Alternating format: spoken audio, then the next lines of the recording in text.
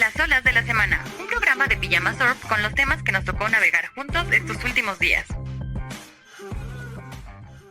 A mí me quedan 3 caminos en esta lucha: la cárcel, la muerte, como ha pasado con muchos políticos, y el éxito. Una de las noticias que cimbró la opinión pública de las y los mexicanos fue el asesinato de Carlos Manzo, el exalcalde de Uruapan. El ataque ocurrió al cierre del Festival de las Velas el 1 de noviembre, en una de las celebraciones más emblemáticas para el municipio. En medio de la multitud, un joven de entre 17 y 19 años disparó contra el exedil. Poco después fue detenido y vinculado al cártel Jalisco Nueva Generación. Y es que desde que llegó a la alcaldía como candidato independiente en septiembre de 2024, Manzo impulsó políticas que rompieron con el molde. Su discurso de cero tolerancia lo colocó tanto en el centro de la admiración ciudadana como en la mira de sus adversarios. Entre sus primeras medidas estuvo la creación de funerarias gratuitas administradas por el ayuntamiento. También lanzó lo que llamó la Estrategia del Sombrero, un plan de seguridad que fortaleció los rondines, creó la Guardia Civil uruapanense integrada por ciudadanos y buscó involucrar a la comunidad en la vigilancia de su propio entorno. Algunos especialistas advirtieron que esa decisión podía poner en riesgo a los civiles al asumir funciones policiales. Aún así, Manzo continuó. Suspendió las multas de tránsito municipales para aliviar la presión económica sobre los habitantes, impulsó auditorías a la administración anterior y prometió transparencia total en el uso de los recursos públicos. Pero su postura más contundente fue la de seguridad.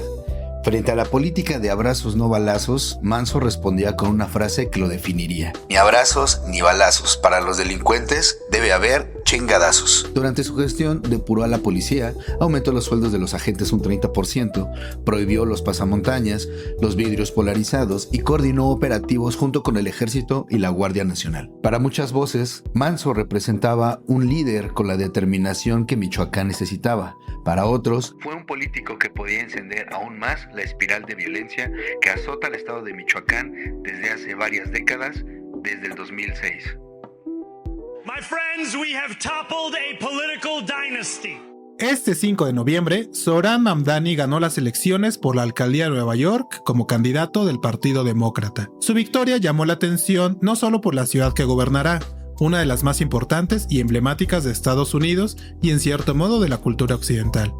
El triunfo se volvió noticia mundial también porque Mamdani es migrante, progresista y musulmán, lo cual se opone directamente al discurso dominante impulsado por Donald Trump desde la Casa Blanca. De origen ugandés, Mamdani protagonizó una campaña fresca y hasta cierto punto vital, centrada en propuestas fuera de lo común, en particular en 3 ámbitos sensibles para la vida neoyorquina: la vivienda, el transporte público y la población infantil. Para la vivienda, Mamdani propuso congelar las rentas y aumentar la construcción de vivienda pública y cooperativa. Para el transporte público, la propuesta es que este será gratuito, financiado con impuestos progresivos a las grandes fortunas y corporaciones que se asientan en Nueva York. Y finalmente, su plan de gobierno incluye la creación de una red de guarderías al servicio de familias de bajos y medianos ingresos. Por estas propuestas, el sector conservador de Estados Unidos calificó a Mamdani de socialista, sin duda para intentar desprestigiarlo y reducir el interés y popularidad que despertó su campaña.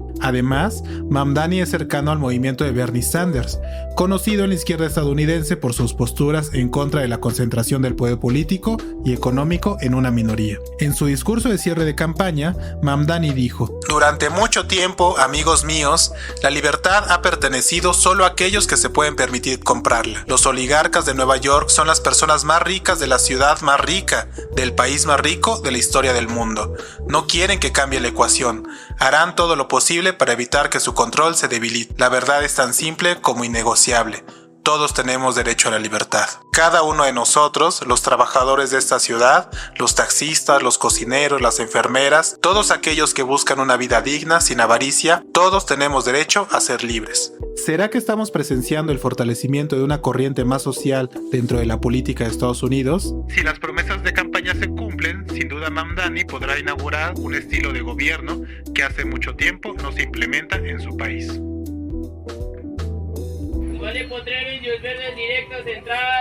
Nacimos para jugar, no para trabajar. Esta frase del filósofo coreano Byung-Chul Han refleja una realidad silenciosa que viven millones de personas en la Ciudad de México: la pobreza de tiempo libre. Más de 4 millones de chilangos habitan en una ciudad donde el reloj no se detiene, pero casi nadie tiene tiempo para sí mismo. ¿Pero a qué nos referimos con pobreza del tiempo libre? A la falta de horas para descansar, convivir o simplemente hacer nada. Un lujo que hoy parece inalcanzable y que perpetúa la desigualdad. El exceso de trabajo, los trayectos largos en transporte público y la carga desigual del trabajo doméstico han robado a muchas personas su derecho a vivir y disfrutar del ocio.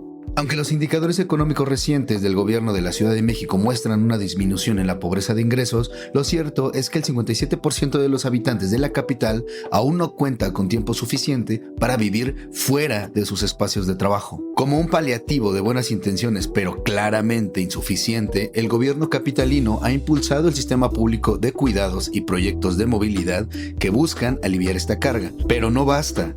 Las empresas también deben reconocer su papel, ofrecer esquemas laborales flexibles, jornadas humanas y políticas que propicien el bienestar y la salud mental. Al final, Byung-Chul Han concluye que nos matamos a base de autorrealizarnos, nos matamos a base de optimizarnos, pero el ser humano no es un homo laborans, sino un homo ludens. Some of the science, yes, we were looking out for. Esta semana, el diario inglés The Guardian dio a conocer que la empresa petrolera Exxon financió una campaña amplia de medios, publicidad e investigaciones pseudoacadémicas orientada a desestimar la idea de cambio climático y las medidas que la Organización de las Naciones Unidas sugiere a gobiernos y sociedades para contrarrestar sus efectos. La campaña de Exxon estuvo enfocada en países del llamado Sur Global, especialmente de América Latina. La investigación periodística, a cargo de Geoff Dembicki, se basó en documentos que incluyen correspondencia interna de la compañía y comprobantes de pago a las instituciones y personas que participaron. A través de Atlas Network, una organización asentada en Estados Unidos que coordina a más de 500 grupos de intelectuales, Exxon financió la traducción a español y chino de libros escritos originalmente en inglés que niegan que el cambio climático sea provocado por la actividad humana. Asimismo, Atlas Network se encargó de organizar el viaje de algunos de los autores de estos libros y otros negacionistas del cambio climático para que se reunieran en ciudades de América Latina con medios y políticos locales. En el informe de estrategia que Atlas Network envió a Exxon se dice: esta inversión en políticas públicas orientadas al mercado es una clave vital para nuestra prosperidad y bienestar futuros, y para que los inversores de Exxon sigan obteniendo fuertes rendimientos. Entre otras cosas, la investigación revela que la información a la que solemos tener acceso no siempre es objetiva o neutral, y más bien ocurre lo contrario. Los grandes poderes buscan moldear los códigos bajo los cuales entendemos la realidad.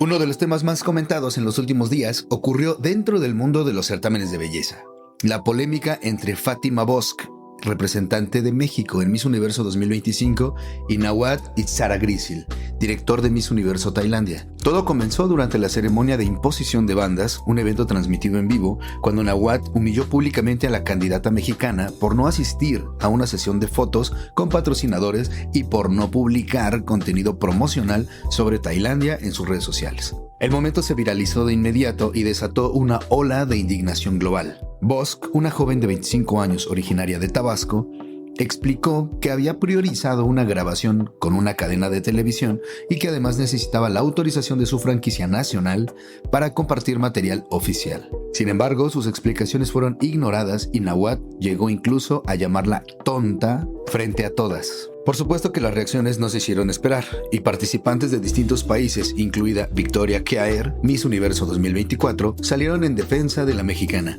En redes sociales, los hashtags WeStandWithFatima y Nawat Doesn't Represent MU se convirtieron en tendencia mundial. Delegadas de Bonaire, Colombia y Perú también expresaron su respaldo.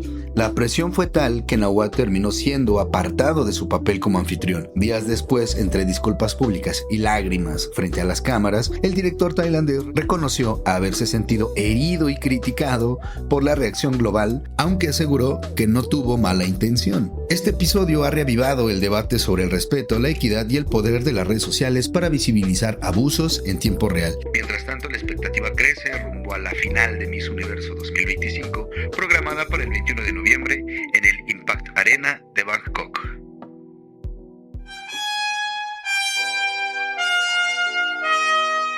Este 1 de noviembre se inauguró oficialmente en Giza, a las afueras del Cairo, el Gran Museo Egipcio, que alberga más de 100.000 piezas de la historia de este país milenario, 20.000 de las cuales están en exhibición.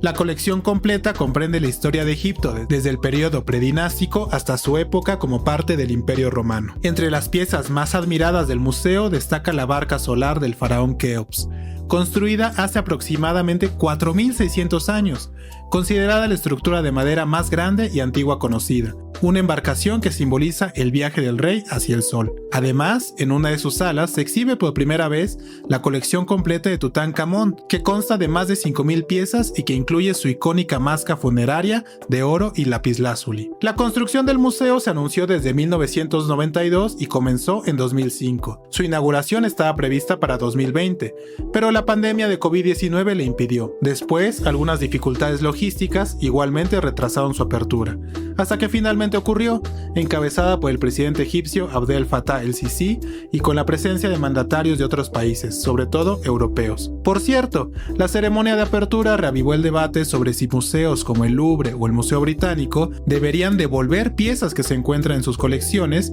y que, al menos por su origen, pertenecen a culturas como la egipcia, la griega o a los pueblos originarios de América y de África. Si esta situación es polémica, es sobre todo porque en la mayoría de los casos, dichas piezas fueron sacadas de sus lugares de origen a través del robo, el saqueo o como una consecuencia derivada de la colonización de las potencias europeas en dichos territorios. En este sentido, el gobierno de los Países Bajos ya anunció la devolución a Egipto de una escultura de 3.500 años de antigüedad, perteneciente a un alto funcionario de la dinastía del faraón Tutmosis III. La pieza fue saqueada, según las autoridades holandesas, durante la primavera árabe en 2011 o 2012 y posteriormente detectada en una feria de antigüedades en Maastricht. Las autoridades culturales egipcias confían en que este recinto se convertirá en una fuente esencial de ingresos y empleos para el país. Con una arquitectura contemporánea que dialoga con las pirámides milenarias, el Gran Museo Egipcio busca consolidarse como el espacio más importante del patrimonio arqueológico mundial.